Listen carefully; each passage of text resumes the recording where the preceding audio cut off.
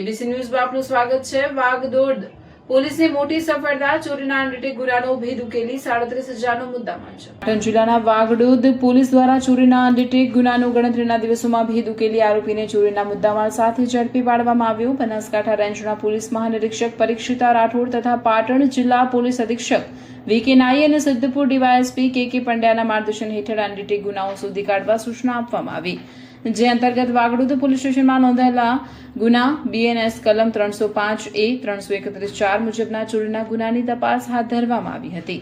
વાગડોદ પોલીસના પીઆઈ એવી Desai, PSI PM Bodana તથા પોલીસ સ્ટાફે મોબાઈલ ટેકનિકલ એનાલિસિસ અને સીઈઆઈઆર પોર્ટલની મદદથી આરોપી ઠાકોર લેંબુજી તજુજી ને ઝડપી પાડ્યો હતો। પોલીસે આરોપી પાસેથી અલગ અલગ કંપનીના કુલ 4 મોબાઈલ ફોન મળી 37,000નો મુદ્દામાલ કબજે કર્યો હતો।